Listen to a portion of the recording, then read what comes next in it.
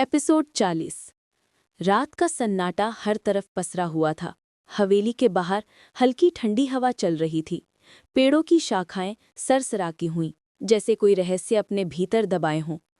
पर हवेली के भीतर माहौल उतना ही भारी और तनाव से भरा हुआ था। आरव अपने कमरे में बेचैनी से इधर उधर टहल रहा था। उसकी आंखों में नींद का नामो निशान नहीं था। उसे बार बार वही सवाल खाए जा रहा था। क्या वाकई आद्या ने उसे कुछ छुपाया है? क्या वो उसकी दुश्मन की बेटी है?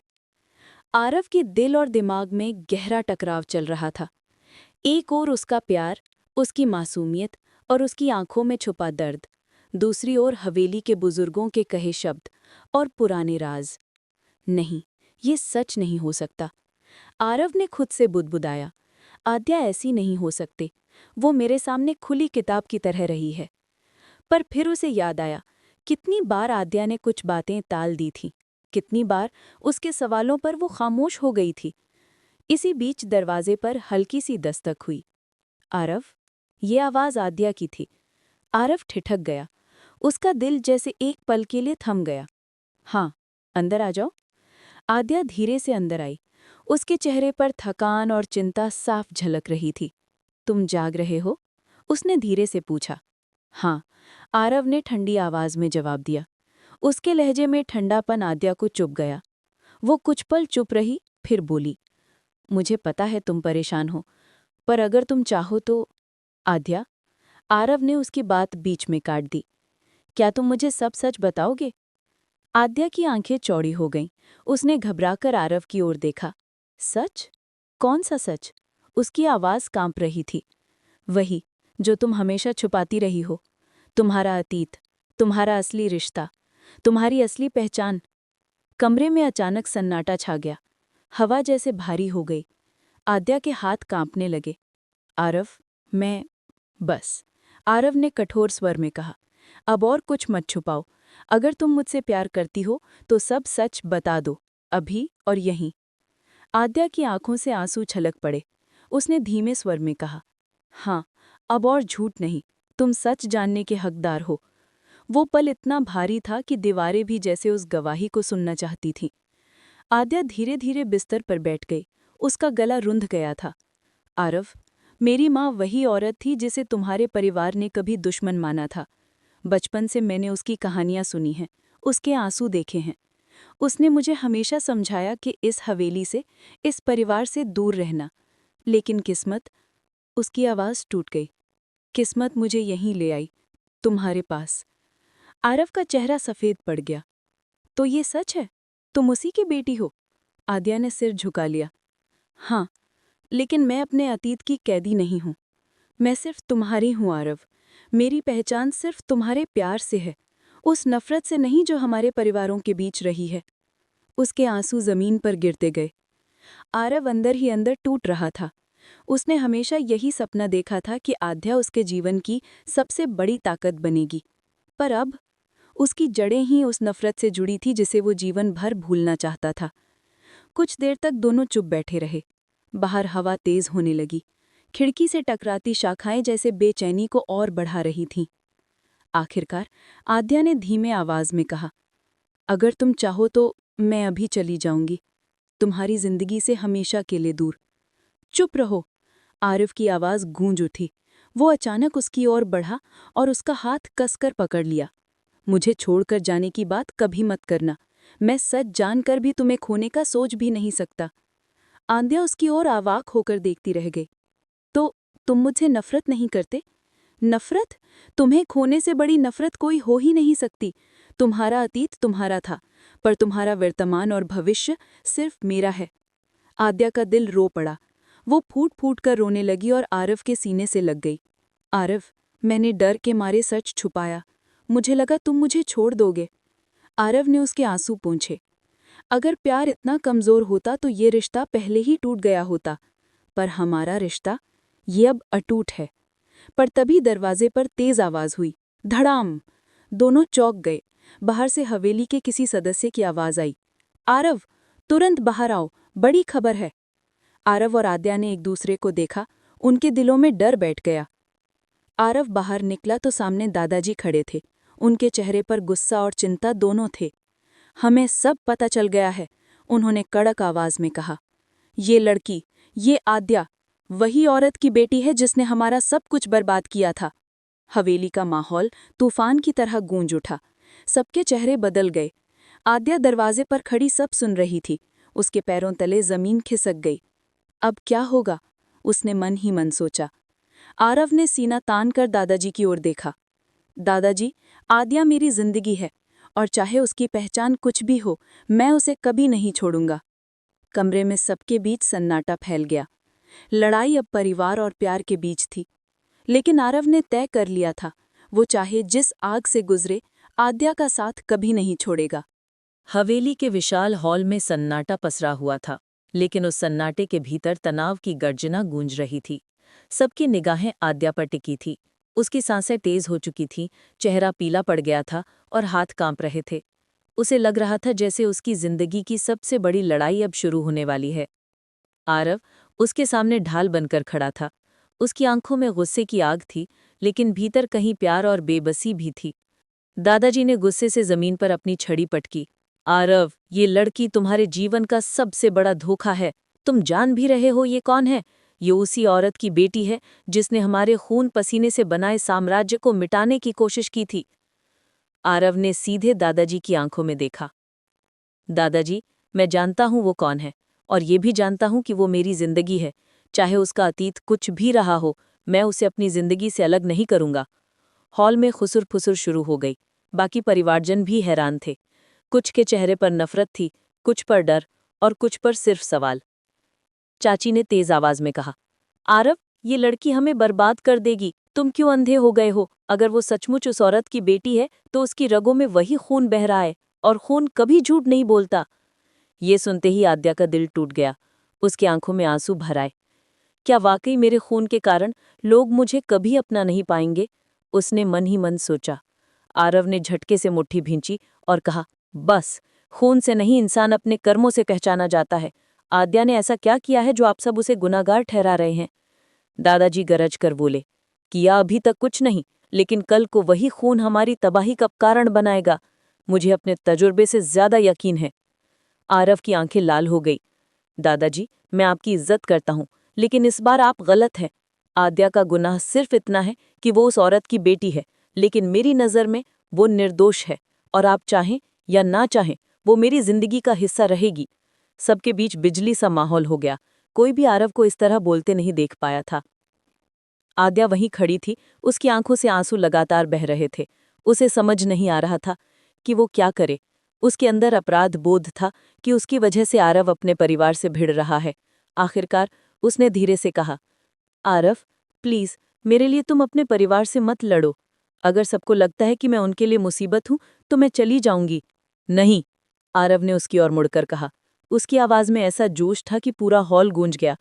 आद्या, तुम कहीं नहीं जाओगी। अगर तुम गई तो ये मेरी हार होगी, और मैं हार मानने के लिए पैदा ही नहीं हुआ। उसकी ये बात सुनकर आद्या का दिल कांप गया।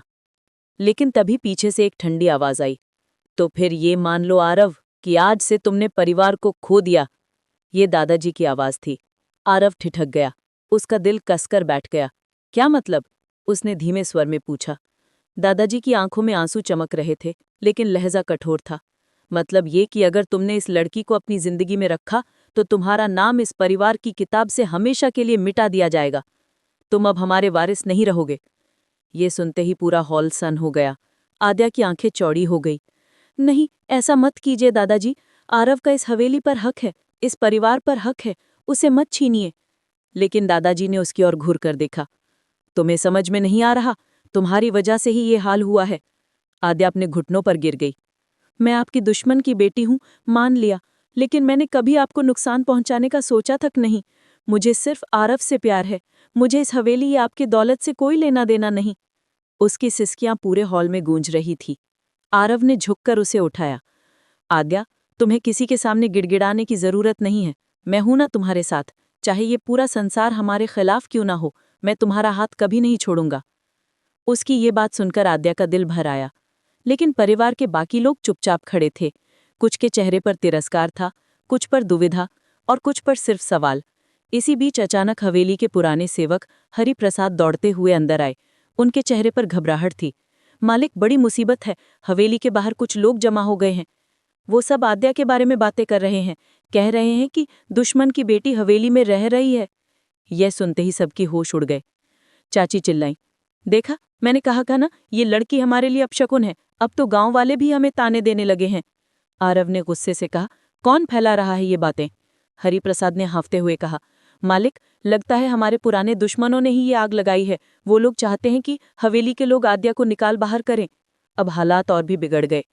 दादाजी ने गहरी सांस ली और कहा, ये सब होने से पहले ही मैं कह रहा था आरव, तुम समझ क्यों नहीं रहे? इस लड़की की मौजूदगी से हमारी इज्जत दांव पर है। आरव ने सीधे दादाजी की ओर सीधा देखा। दादाजी, अगर इज्जत किसी निर्दोष को ठुकराने से बचती है तो ऐसी इज्जत को मैं ठुकराना ही बेहतर समझता हूं। हॉल में फिर से सन्नाटा छा गया। आद्या ने कांपते हुए आरव का हाथ पकड़ा। आरव, प्लीज, ये लड़ाई मेरी वजह से मत लड़ो। मैं सबके लिए मुसीबत बन गई हूं, मुझे जाने दो। लेकिन इस बार आरव की आवाज और भी मजबूत थी। नहीं आद्या, अब ये सिर्फ तुम्हारी लड़ाई नहीं रही, ये मेरी भी लड़ाई है और मैं इसे जीत कर रहूंगा। उसकी आंखों में देखती रह गई। उसमें एक योद्धा की आग थी। पर सच ये था कि बाहर हालात और भी बिगड़ रहे थे। हवेली के गेट पर लोगों की भीड़ बढ़ती जा रही थी। दादाजी ने छड़ी पकड़कर कहा, ठीक है आरव, अगर तुम सच में इस लड़की को अपनाना चाहते हो तो तुम्हें ये साबित करना होगा कि वो इस परिवार के लिए बोझ नहीं बल्कि ताकत है, वरना। उन्होंने अपनी बात अधूरी छोड़ दी, लेकिन सब समझ गए कि इसका मतलब क्या है। अब खेल बदल चुका था। ये अब सिर्फ प्यार की नहीं बल्कि इज्जत, भरोसे और अस्तित्व की लड़ाई बन गई थी। आरव ने आद्या का हाथ कसकर पकड़ा और मन ही मन कसम खाई, जो भी करना पड़े, मैं साबित करूंगा कि आद्या मेरी सबसे बड़ी ताकत है। हवेली के बाहर का माहौल अब और भी तनावपूर्ण हो चुका था। भीड़ का शोर लगातार बढ़ रहा था। गेट पर जमा लोग लाठियां और मशाले थामे हुए थे। उनके नारों से हवेली की दीवारें तक कांप रही थी। दुश्मन की बेटी को बाहर निकालो, हवेली की इज्जत बचाओ। भीड़ के गुस्से से हवा भारी हो चुकी थी। ऐसा लग रहा था जैसे तूफान फटने वाला हो। हॉल में पूरा परिवार एकत्रित था। आद्या कांपते हुए कोने में खड़ी थी। उसकी आंखों में डर और बेबसी झलक रही थी। वो जानती थी कि अगर ये भीड़ और भड़क गई तो उसका यहाँ रहना जानलेवा साबित हो सकता है। आरव उसके सामने दीवार बनकर खड़ा था। उसकी आंखों में गुस्सा, आक्रोश और दृढ़ निश्चय साफ झलक रहा था। उसने आद्या का हाथ कसकर पकड़ रखा था, जैसे कह रहा हो, कुछ भी हो जाए, मैं तुम्हें अकेला नहीं छोड़ूंगा। दादाजी छड़ी के सहारे खड़े थे। उनके चेहरे पर चिंता और थकान साफ झलक रही थी। आरव, ये हालात हमारे बस में नहीं रहे। गांव वाले अब हमारी हवेली की दहलीज तक आ पहुंचे हैं। अगर ये बवाल और बढ़ा तो पुलिस तक मामला जाएगा और तब न सिर्फ हवेली बल्कि पूरा खानदान बदनाम हो जाएगा। आरव ने गहरी सांस लेते हुए दादाजी की आंखों में देखा। दादाजी, अगर नाम किसी निर्दोष को ठुकराने से ही बच सकता है तो ऐसा नाम मेरे लिए बेकार है। इज्जत इंसानियत बचाने में है, किसी मासूम को कुर्बान करने में नहीं। चाची ने अपनी जहरीली जुबान से आग में घी डाल दिया। वाह, बहुत अच्छे संस्कार दिए हैं आपने इसको बाऊजी। अब हवेली का वारिस हमें ज्ञान देगा। इसे इज्जत की परवाह ही कहाँ है। इसे तो बस उस पराई लड़की की चिंता है जिसकी वजह से हमारा घर जल रहा है। उन्होंने ताना मारा। किसी ने ठीक ही कहा था, जब दिल पर पराई औरत का साया पड़ता है तो खून भी पराया हो जाता है। आरव का धैर्य टूटने लगा था। उसने गुस्से में कहा, बस कीजिए चाची। अगर आप खुद इज्जत बचाना चाहती हैं तो बाहर जाइए और उन लोगों को समझाइए कि ये हवेली किसी की जान लेने का अड्डा नहीं है। लेकिन अगर आप सिर्फ जहर उगलना चाहती हैं तो चुप रहना ही बेहतर होगा। चाची का चेहरा लाल पड़ गया। उन्होंने मुंह घुमा लिया, लेकिन आंखों में नफरत साफ छलक रही थी। भीड़ का शोर और बढ़ गया। आद्या ने कांपते हुए कहा, आरव, तुम क्यों मेरे लिए सबको चुनौती दे रहे हो? ये लोग तुम्हारे अपने हैं, तुम्हारा परिवार है, और मैं तो बस एक बोझ हूं तुम्हारे लिए। अगर मैं यहाँ से चली जाऊं तो सबका गुस्सा शांत हो जाएगा। क्यों मेरी वजह से तुम्हें ये सब सहना पड़ रहा है? आरव ने तुरंत उसका चेहरा थाम लिया। उसकी आंखों में गहरी नरमी थी। कभी ऐसा मत कहना आद्या। तुम बोझ नहीं हो, तुम मेरी जिम्मेदारी हो, और सबसे बढ़कर तुम मेरी साथी हो। तुम्हें खोने का सवाल ही नहीं उठता। चाहे पूरी दुनिया खिलाफ हो जाए, मैं तुम्हें किसी के हवाले नहीं करूंगा। आद्या की आंखों में आंसू भर आए। उसने धीमे स्वर में कहा, लेकिन अगर तुम्हारे परिवार ने ही तुम्हें ठुकरा दिया तो? आरव ने दृढ़ता से जवाब दिया, तो मैं उनके खिलाफ भी खड़ा हो जाऊंगा। इंसानियत के खिलाफ मैं किसी का साथ नहीं दूंगा, चाहे वो मेरा अपना खून ही क्यों न हो। दादाजी ने भारी आवाज में कहा, आरव, समझने की कोशिश करो। भीड़ को रोकने के लिए हमें कोई ठोस कदम उठाना होगा। या तो तुम आद्या को उनके हवाले कर दो, या फिर उन्हें कोई ऐसा यकीन दिलाओ जिससे उनका गुस्सा ठंडा हो जाए। आरव ने तुरंत कहा, आद्या को सौंपने का सवाल ही नहीं उठता, लेकिन हाँ, भीड़ को मैं यकीन जरूर दिलाऊंगा। अगर उन्हें जवाब चाहिए तो मैं दूंगा। मैं सबके सामने जाकर कहूंगा कि आद्या निर्दोष है और वो इस हवेली की मेहमान है। चाची ने तुरंत ताना मारा, वाह, तुम्हारी बात पर भीड़ क्यों यकीन करेगी? वो लोग खून के प्यासे हैं, उन्हें बस बलि चाहिए, और तुम खुद को उनकी लाठी और पत्थरों के सामने झोंक दोगे? आरव ने ठंडे स्वर में कहा, अगर सच कहने के लिए मुझे पत्थर भी खाने पड़े तो मैं तैयार हूं। भीड़ और उग्र हो गई थी। गेट की दीवारों पर जोर से लाठियां पड़ रही थीं। मशालों की आग ऊंची लपटों में बदल रही थी। आद्या को बाहर निकालो, नहीं तो हवेली जला देंगे। आरव ने आगे बढ़कर दरवाजा खोला। आद्या ने घबराकर उसका हाथ थाम लिया। मत जाओ, वो लोग तुम्हें कुछ कर देंगे। आरव ने हल्की मुस्कान के साथ कहा, अगर मैं डर गया तो ये हवेली हमेशा डर के साए में जिएगी। किसी को तो खड़ा होना ही होगा। आरव बाहर निकला। भीड़ की आंखों में खून उतर आया। लोगों ने नारे लगाना बंद कर दिया और उसकी तरफ देखने लगे। क्या चाहिए तुम्हें? आरव ने ऊंची आवाज में पूछा। भीड़ से आवाज आई, हवेली की इज्जत चाहिए। उस लड़की को बाहर निकालो, वो दुश्मन की बेटी है, हमारे लिए खतरा है। आरव ने दृढ़ स्वर में कहा, आद्या निर्दोष है, उसका इन साजिशों से कोई लेना देना नहीं है। वो हमारे घर की मेहमान है, और जब तक वो यहाँ है उसकी सुरक्षा मेरी जिम्मेदारी है। अगर किसी को उससे शिकायत है तो पहले मुझसे निपटना होगा। भीड़ में खुसुर-फुसुर होने लगी, लेकिन कुछ लोग और भड़क गए। तो तुम उस पराई लड़की के लिए अपनी कौम के खिलाफ खड़े हो जाओगे? आरव ने बिना डरे जवाब दिया, हाँ, अगर कौम का मतलब मासूम का खून बहाना है तो मैं ऐसी कौम के खिलाफ खड़ा रहूंगा। भीड़ और भड़कने लगी। तभी अचानक पुलिस की गाड़ियां गेट पर आ पहुंची। सायरन की आवाज ने माहौल को और तनावपूर्ण बना दिया। इंस्पेक्टर ने गाड़ी से उतरकर भीड़ को रोकते हुए कहा, बस करो, ये कानून का उल्लंघन है। अगर किसी ने हिंसा की कोशिश की तो सख्त कार्रवाई होगी। भीड़ थोड़ा पीछे हटी, लेकिन गुस्सा उनके चेहरों पर बरकरार था। इंस्पेक्टर ने आरव से कहा, ये हालात आपके काबू से बाहर हो रहे हैं। अगर आपने अभी कोई ठोस कदम नहीं उठाया तो ये लोग काबू से बाहर हो जाएंगे। आरव ने गहरी सांस ली। ठोस कदम मैं ही उठाऊंगा इंस्पेक्टर, लेकिन किसी निर्दोष की बलि देकर नहीं। हवेली के अंदर सबके दिलों में हलचल मची हुई थी। दादाजी की आंखों में गर्व और चिंता दोनों झलक रहे थे। चाची गुस्से से पैर पटक रही थी। आद्या खिड़की से बाहर देख रही थी। उसकी आंखों से आंसू बह रहे थे, लेकिन दिल में पहली बार एक अजीब सी ताकत जागी थी। कोई तो है जो मेरी निर्दोषता पर यकीन करता है। कोई तो है जो मेरी ढाल बनकर खड़ा है। आरव ने भीड़ की ओर हाथ उठाया। सुनो, अगर तुम सच में न्याय चाहते हो तो कल पंचायत के सामने हम सब बैठेंगे। आद्या वहीं सच बताएगी, और फिर भी तुम्हें लगे कि वो दोषी है तो मैं खुद उसे तुम्हारे हवाले कर दूंगा। लेकिन उससे पहले कोई इस हवेली की दहलीज पार नहीं करेगा। भीड़ में खामोशी छा गई। लोग एक दूसरे का चेहरा देखने लगे। धीरे धीरे कुछ लोग चुपचाप हटने लगे। इंस्पेक्टर ने सख्ती से कहा, जो भी पंचायत से पहले हिंसा करेगा उसके खिलाफ कड़ी कार्रवाई होगी। भीड़ धीरे धीरे बिखरने लगी। आरव ने गहरी सांस ली और अंदर लौट आया। आद्या ने उसकी ओर देखा। उनकी आंखें मिली। दोनों की आंखों में एक ही सवाल था, क्या कल की पंचायत उन्हें जोड़ देगी या हमेशा के लिए अलग कर देगी? रात का सन्नाटा अब और गहरा चुका था। हवेली के हर कोने में सन्नाटा पसरा हुआ था, मगर उस सन्नाटे के बीच अंजलि और युवराज के बीच की बेचैनी और बढ़ रही थी। कमरे में टेबल लैंप की हल्की पीली रोशनी जल रही थी, जिसकी परछाई उनकी थकी हुई मगर बेचैन आंखों पर साफ झलक रही थी। अंजलि बिस्तर के किनारे बैठी थी। उसका चेहरा अभी भी उदासी और हैरानी से भरा था।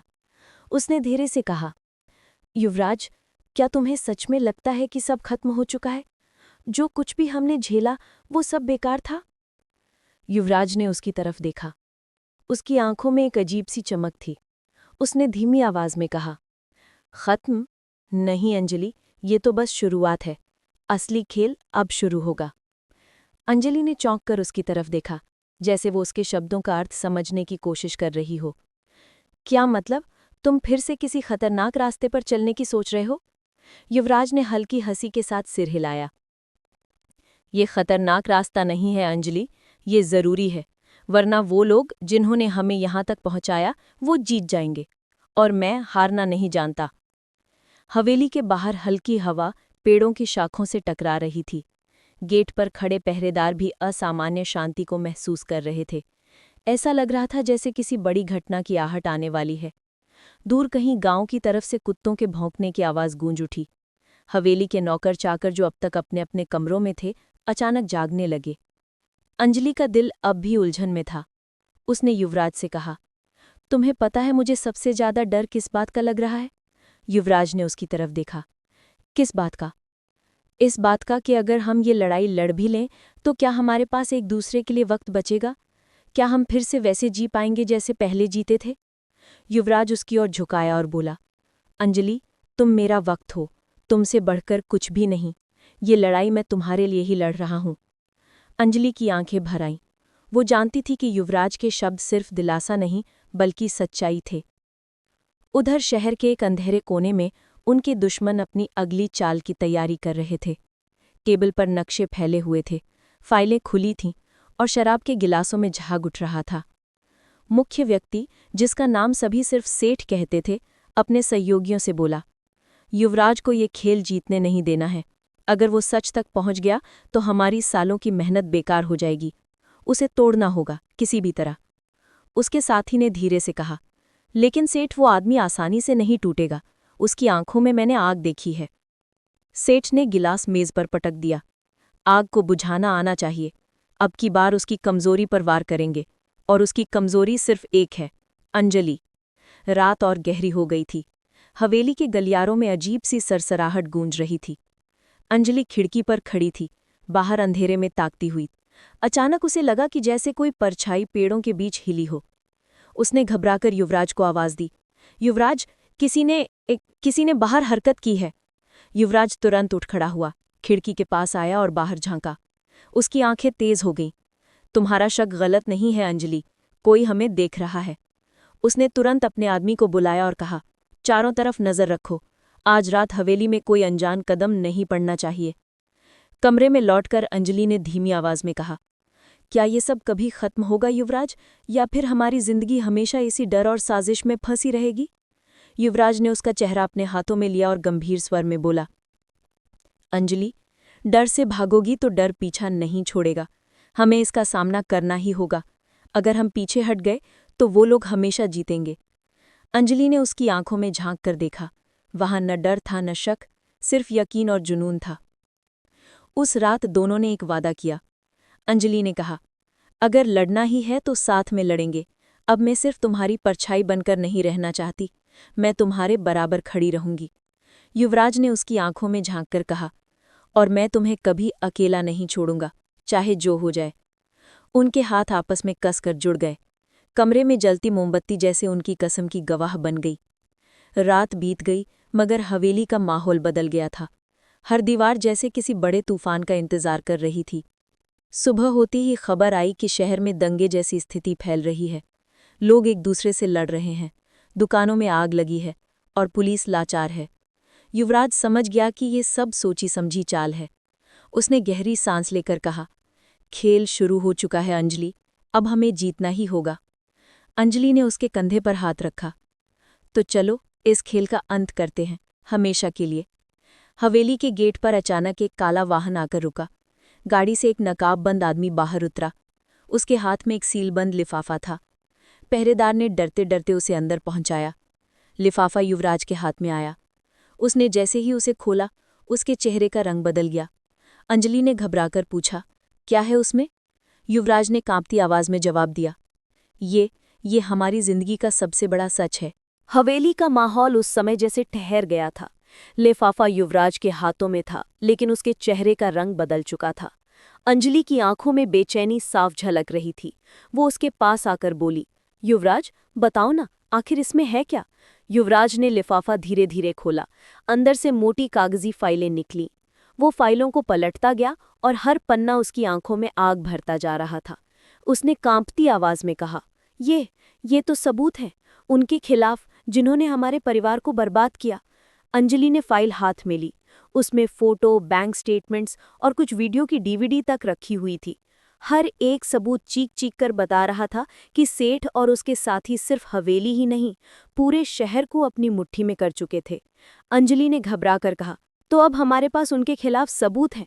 लेकिन युवराज, ये सबूत हमें किसने दिए और क्यों? युवराज ने लिफाफे पर नजर डाली। उस पर सिर्फ एक लाइन लिखी थी, सच्चाई छुप नहीं सकती, अब खेल पलटने का वक्त आ गया है। युवराज ने गहरी सांस ली। इसका मतलब है कोई है जो हमारे साथ है, कोई ऐसा जो अंदर से ही इन गद्दारों को तोड़ना चाहता है। उसी समय अचानक हवेली के गेट पर जोरदार धमाका हुआ। गोलियों की आवाज गूंज उठी। पहरेदार भागते हुए गलियारों की ओर दौड़े। अंजलि चीख पड़ी, युवराज, वो लोग आ गए हैं।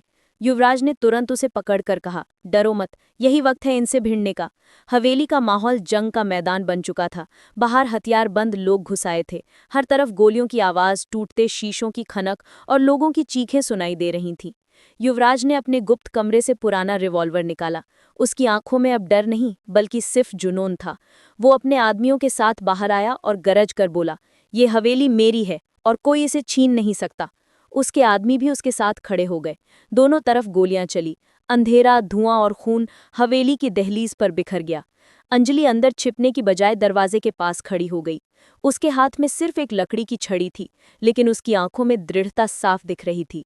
उसने खुद से कहा, अगर युवराज मेरे लिए लड़ सकता है तो मैं उसके लिए क्यों नहीं। उसने भी एक हमलावर को पीछे ढकेल दिया और उसकी बंदूक छीन ली। उसकी ये बहादुरी देखकर हवेली के नौकर चाकर भी लड़ाई में उतर आए। घंटों तक चली इस जंग के बाद आखिरकार गोलियों की आवाजें थम गईं। जमीन पर गिरे दुश्मनों के बीच सेठ खुद सामने आया।